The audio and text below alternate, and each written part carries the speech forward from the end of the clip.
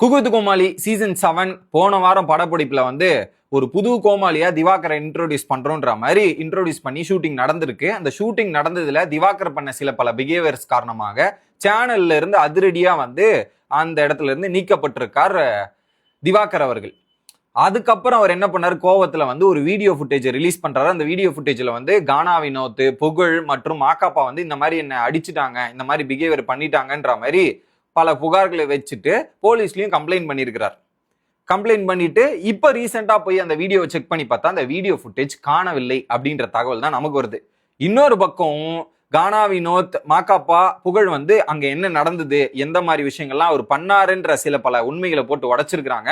So இதுல யார் பக்கம் நியாயம் இருக்கு அப்படின்ற ஒரு வீடியோ தான் பார்க்க போறோம். சேனலுக்கு புதுசா இருந்தீங்கன்னா மறக்காம வீடியோக்கு ஒரு லைக்கும் ஐப்பும் கண்டிப்பா கொடுத்துட்டு சப்ஸ்கிரைப் பண்ணிருங்க. நிறைய பேர் வீடியோவை சப்ஸ்கிரைப் பண்ணாமே பாக்குறீங்க, சப்ஸ்கிரைப் பண்ணி பாருங்க மக்களே. இப்ப கண்டென்ட்டுக்குள்ள போகலாம். ஓகே, திவாகர் அப்படின்ற நபரை பொறுத்து சொல்லணும்னா அவரு ட்ரெண்டிங்லேயே இருக்கணும்னு நினைக்கக்கூடிய ஒரு நபர் தான் திவாகர் அவர்கள். ஓகே, அவருக்கு பிக் பாஸ் வாய்ப்பே ஏன் கொடுத்தீங்க அப்படின்றது தான் என்னோட கேள்வி. அவரு கொடுக்கறத விட்டு வேற யாராவது நபர்களுக்கு வாய்ப்பு கொடுத்திருந்தா கூட நல்லா பயன்படுத்திருப்பாங்கன்றது தான் என்னோட எண்ணம்.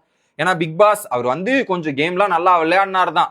ஆனா அந்த கேம் விளையாடினாலுமே அவர் வீட்டுக்குள்ள பண்ண பிஹேவியர்ஸ் இருக்கு இல்லையா, குறிப்பா ஏற்றத்தாழ்வு அப்படின்றது பாக்குறதா இருக்கட்டும், அவர் பொண்ணுங்கிட்ட போய் வீட்டுக்குள்ள பிஹேவ் பண்றதா இருக்கட்டும், அந்த அப்படியே பக்கத்துல ஸ்மெல் பண்ணிட்டு ஸ்மெல்லு நல்லா இருக்கு அப்படின்றது இருக்கட்டும். ஸோ இந்த மாதிரி அவர் பேசுறது பிக் பாஸ் வீட்டுக்குள்ள அவர் நடந்துகிட்ட நடத்தியே சரியில்லை. அதுவே நம்ம பல இடத்துல சொல்லியிருக்கிறோம், இவர் எதுக்கு வீட்டுக்குள்ள அமிச்சாங்க, இது சேஃப்டி இல்லை அப்படின்றத நம்ம ஆரம்பத்திலேயே சொல்லிட்டு இருந்தோம். அதுவே தப்பு. எப்படி அந்த ஷோலயே போய் அப்படி பண்ணப்பயே அவர் மற்ற ஷோல பார்ட்டிசிபேட் பண்ணாம வச்சிருக்கணும்.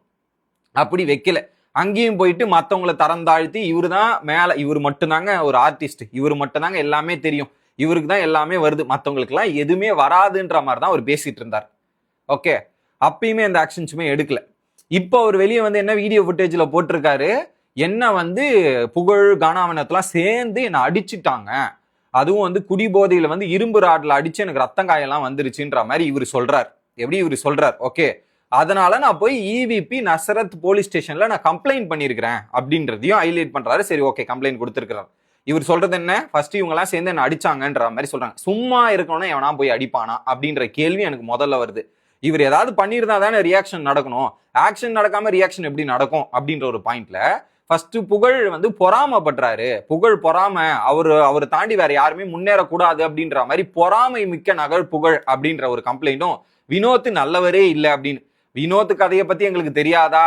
உங்களுக்கும் வினோத்துக்கும் பிக் பாஸ்லயே ஆகாது. நீங்க வினோத்தை எவ்வளவு கேவலப்படுத்த முடியுமோ, எவ்வளவு அசிங்கப்படுத்த முடியுமோ பிக் பாஸ்ல எல்லா டைமும் இதே வேலையை தான் பண்ணிட்டு இருந்தீங்க. சரி, ரீஎன்ட்ரி போயிட்டு வந்ததுக்கு அப்புறமாவது நீங்க இப்படி மாறுவீங்கன்னு பார்த்தா கடைசி வரையும் மாறல.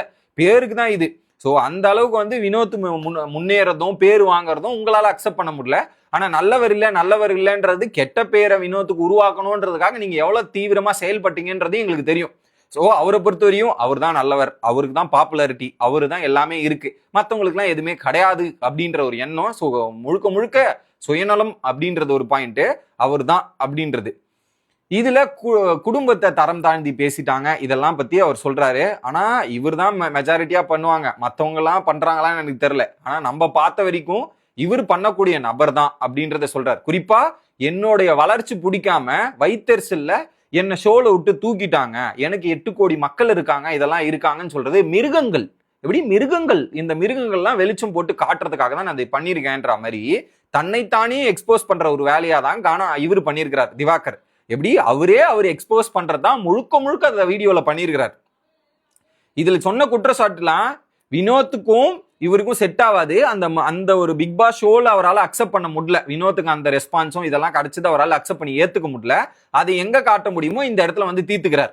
இன்னொரு பக்கம் மாக்காப்பா அப்படின்றவரு கண்டா காக்கசம் ஒரு ஷோல இவரோட பிஹேவியருக்கு பண்றதால சேனல் அந்த ஷோல இருந்து அவரை நீக்கி இருக்காங்க. அதுல இருந்து மாக்காப்பா மேல காண்டா இருக்கு.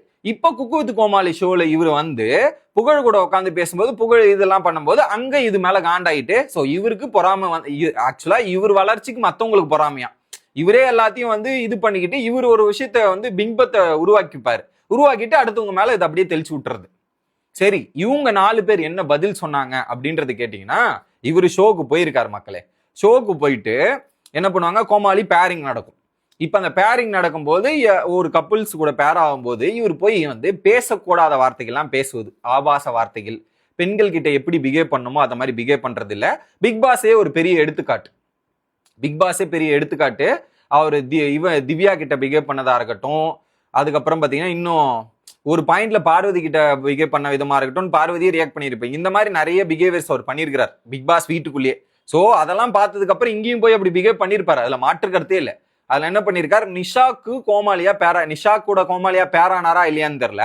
ஆனா நிஷா கிட்ட போயிட்டு என்ன பண்ணிருக்காரு, சோ இது இவ்வளவு நாள் உன் ஹஸ்பண்ட் கூட இருந்தல்ல, ஒரு நாள் என் கூட இரு அப்படின்ற மாதிரி ஒரு வார்த்தையை பயன்படுத்துறாரு. இது எவ்வளவு தப்பான ஸ்டேட்மெண்ட், எவ்வளவு அபத்தமான ஸ்டேட்மெண்ட் யோசிச்சு பாருங்க. இது காமெடியா, இது கேலி கிண்டல்ல வருதா? எனக்கு புரியல. இது காமெடியில கிடையாது, கேலி கிண்டல் எதுலையுமே வரல. இது தப்பான வார்த்தை. இந்த மாதிரி ஒரு எல்லையை மீறி சில பல வார்த்தைகளை அவர் பேசுவது, இது எல்லாமே வந்து தரம் தாழ்ந்து இருக்கும், கேடுகட்ட ஆபாசத்தனமா தான் இருக்கும். அதைத்தான் அங்க பண்ணிருக்கிறாரு. அதை பண்ணதுக்கு அப்புறம் தான் சேனல் இவங்க எல்லாமே கேட்டிருக்காங்க, இந்த மாதிரி பண்ணாதீங்க, இதெல்லாம் பண்ணாதீங்கன்ற மாதிரி ரியாக்ஷன் நடந்திருக்காங்க அந்த ஷோல. சோ இது எல்லையை மீறி போகுது, இது நல்லதுக்கு இல்லைன்ற மாதிரி அங்க ரியாக்ஷன் நடந்திருக்கு. அதை எல்லாருமே இவங்க கேட்டிருக்காங்க. தட்டி கேட்டது தான் இவருக்கு தப்பா போச்சு போல. சோ இதை தட்டி கேட்டு இதை பண்ணிருக்கிறாங்க. இதுக்கு தான் இவர் வந்து வெளியே இந்த மாதிரி வீடியோ போட்டிருக்காரு. இவர் எதுவுமே பண்ணாத மாதிரி எல்லாமே அவங்க பண்ண மாதிரி வீடியோ போட்டிருக்காரு. ஆனா இவர் பண்ணது என்னன்னு சொல்ல வேண்டியது தானே, நான் இதுதான் பண்ணம்பா, இதெல்லாம் இது பண்ணப்பா அப்படின்ற ஒரு தெளிவான கிளாரிட்டி கொடுக்க வேண்டியது தானே. ஆனா அந்த வீடியோல எந்த ஒரு கிளாரிட்டி எதுவுமே கொடுக்காம இது பண்ணியிருக்காரு, புரியல எனக்கு. அதை கேள்வி கேட்டதுக்கு தான் பொறாம, இவர் இப்படி பண்றாருன்ற மாதிரி. கானா வினோத் நல்லவர் இல்ல, புகழுக்கு பொறாம. மாக்காப்பா மது அருந்திட்டு வராருங்க அப்படின்றது, இதை மருந்து வராருன்ற கேள்வியை மாக்காப்பா கிட்ட சொன்ன உடனே, மாக்காப்பா நான் 18 மணி நேரம் நிக்கிறேங்க, நின்னுகிட்டு யாரா இந்த மாதிரி வந்து மது அருந்திட்டு யாராவது பண்ண முடியுமா, இதெல்லாம் இது பண்ண முடியுமா அப்படின்ற மாதிரி இவர் எக்ஸ்பிளனேஷன் கொடுத்துட்டு இருக்காரு. குறிப்பா சேனல்ல அந்த அண்டா காக்கசம் ஷோல அவர் பிஹேவியர் சரியில்லைன்னு தூக்கிட்டாங்க. இப்ப குக் கோமாளி ஷோல பாதியிலே தூக்கி இருக்காங்க. இந்த பிஹேவியர் நடந்தது உடனே பாதியிலே வந்து அப்படியே கட் பண்ணி வெளியே அமுச்சு விட்டுருக்காங்க. அதுக்கப்புறம் திரும்ப ரீஷெடியூல் பண்ணி இல்ல புது கோமாளியை மாத்தி அங்க திரும்ப ஷூட் பண்ணப்பட்டிருக்கு. இந்த ஒரு நபரால பாதி ஷூட்டிங் நிறுத்தப்பட்டு திரும்ப ரீஷூட் பண்ணப்பட்டு இதெல்லாம் வந்து பண்ணது இருக்காங்க. இதுல இவர் வந்து அத்தவங்க மேல கம்ப்ளைண்ட் மட்டும். இந்த மாதிரி நபர்களை முதல்ல இந்த வாய்ப்பு கூப்பிட்டு கொடுத்தாங்க பாருங்க, விஜய் டெலிவிஷனை சொல்லணும் முதல்ல. அவங்கள பிக் பாஸுக்கு இவரை கூப்பிட்டு வாய்ப்பு கொடுத்து இவ்வளவு தூரம் வளர்த்து விட்டதும் நீங்க தான். அந்த இதுலயே வந்து இந்த வாய்ப்பை கொடுக்காம இருந்திருந்தா இவ்வளவு தூரம் வந்திருக்காது இந்த பிரச்சனை. நீங்க அங்கேயே இந்த வாய்ப்பை கட் பண்ணி விட்டீங்கன்னா இது இல்ல. அங்க வாய்ப்பு கொடுத்த உடனே ஒரு பெரிய வந்து நான் தான் இது அப்படின்ற மாதிரி அங்க தலைக்கு ஏறிக்குச்சு. அங்க சில பல ஆக்டிவிட்டிஸ் எல்லாம் பண்ணிட்டு வந்தோம், வெளியே திருந்தல. திரும்ப இந்த ஷோல கூப்பிட்டீங்கன்னா திரும்ப அப்படிதான் பண்ணுவாரு. நீங்க அதுக்கு ஏதாவது ஒரு எண்டு கார்டு போட்டா தானே முடியும். இப்போ சேனல் என்ன பண்ணிட்டாங்க, இவருக்கு வாய்ப்பு கொடுத்ததே பெரிய தப்பு, எப்படி இவருக்கு வாய்ப்பு கொடுத்ததே ஒரு பெரிய தப்பு அப்படின்ற மாதிரி ஒரு முடிவு எடுத்து எந்த ஷோலையுமே இதுக்கப்புறம் இவர் திவாகர், வாட்டர்மெலான் ஸ்டார் திவாகர் என்ப நபர் எந்த ஷோலையுமே இப்ப பார்ட்டிசிபேட் பண்ண முடியாத அளவுக்கு இருக்கு விஜய் டெலிவிஷன்ல. இதுதான் தற்போதைய நிலைமை. ஓகே, இன்னொரு பக்கம் இவர் போட்டார்ல ஒரு வீடியோ ஃபுட்டேஜ், அந்த வீடியோ ஃபுட்டேஜை நீக்கிட்டு இருக்காரு. எதுக்கு நீக்கினார்னு எனக்கு தெரியல. ஏன்னா இப்ப வந்து இந்த வீடியோ ஆல்ரெடி நிறைய சர்க்குலேட் ஆயிட்டு இருக்கு சோசியல் மீடியா, எல்லா இடத்துலயும் இந்த வீடியோ பரவலாயிருச்சு. இப்ப அவர் வீடியோ நீக்கிட்டு சட்டப்படி நடவடிக்கை எடுக்கிறாராம். ஏன்னா இப்ப அந்த வீடியோ ஃபுட்டேஜ் டெலீட் பண்ணிட்டா ஆதாரம் இல்லைன்னு நினைச்சிட்டாரு போல. ஆனா அந்த ஆதாரம் எல்லாருக்கிட்டையும் பகிரப்பட்டு இருக்கு இல்லையா, அந்த ஆதாரம் இருக்கு. இப்போ இவங்க சட்டப்படி நடவடிக்கை எடுக்கிறோம், இந்த ஆக்ஷன்ல போறோம்ன்ற மாதிரி சொல்றாங்க. இதுக்கான ஆதாரமும் எங்க கிட்ட இருக்கு. அவர் என்ன பிஹேவியர் பண்ணாரோ அதெல்லாம் நாங்க ஆதாரமா வச்சிருக்கோன்ற ஒரு தகவலுமே சொல்றாங்க. ஏன்னா குக் வித் கோமாளின்ற ஷோ வந்து கண்டினியூஸா ஷூட் பண்ணப்பட்டிருக்கோம், அங்க ஃபுட்டேஜ் இருக்கும், ஃபுட்டேஜ் இல்லாமலாம் இருக்காது. அங்க ரியாக்ட் பண்ணி அங்க என்ன பண்ணாலுமே அந்த ஃபுட்டேஜ் அவங்க வச்சிருப்பாங்க. அவங்க இந்த சட்ட ரீதியா போகும்போது அந்த ஃபுட்டேஜ் எல்லாம் அங்க ஷோகேஸ் பண்ணி தக்க தண்டனை இவருக்கு கிடைக்கும் அப்படின்ற ஒரு நம்பிக்கை இருக்கு. சோ இவரை வச்சிட்டு இருந்தா இந்த ஜாதி பாகுபாடு, ஏற்றத்தாழ்வு இதெல்லாம் வந்து எடுத்துட்டு வரக்கூடாது. இது ரொம்ப தப்பான விஷயம். அதை எடுத்துன்னு வந்து இவர் எல்லா இடத்துலயும் பண்ண ட்ரை பண்றார். அதுவும் இந்த பெண்கள் கூட அவர் நடந்துக்கிற விதமும் ரொம்ப தப்பு. இதை ஆதரிப்பதே ரொம்ப ரொம்ப தப்பு அப்படின்றதான் நான் சொல்ல வரேன்.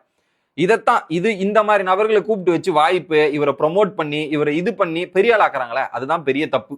இதை மைப்பு கொடுத்து ஐப்பு கொடுத்து ஏத்துறதே தப்புன்னு நான் நினைக்கிறேன். சோ அவருக்கு முதல்ல சேனல் வாய்ப்பு கொடுத்ததாலதான் இவ்வளவு தூரம் நடந்திருக்கு. அந்த வாய்ப்பை முதல்லயே தட்டி கழிச்சிருந்தாங்கன்னா இங்க வந்து நின்று இருக்காது. சோ எல்லாமே பட்டுதானே திருந்துவாங்க. சேனலும் வந்து கண்டென்ட் டிஆர்பி கிடைக்கணும், எது கிடைக்கணும்ன்றதுக்காக தான் பண்ணாங்க. அதுக்குதான் இங்கேயே எடுத்துன்னு வந்தாங்க. இப்போ நீங்களே வாங்கிக்கோங்க. சோ நீங்க டிஆர்பிக்காக பண்ற விதத்தால எத்தனை பேருக்கோட சேஃப்டி இஷ்யூ ஆகுது, எத்தனை பேரோட இது அந்த பாதிக்குது அப்படின்றது தற்பொழுது சேனலுக்கும் புரிஞ்சிருக்கும், அங்க இருக்கிற நிர்வாகத்துக்கும் தெரிஞ்சிருக்கும் அப்படின்றது நான் நம்புறேன். நீங்க என்ன நினைக்கிறீங்க அப்படின்றத கமெண்ட் செக்ஷன்ல சொல்லிருங்க மக்களே. அடுத்த வீடியோல வந்து சந்திக்கிறேன். Bye guys.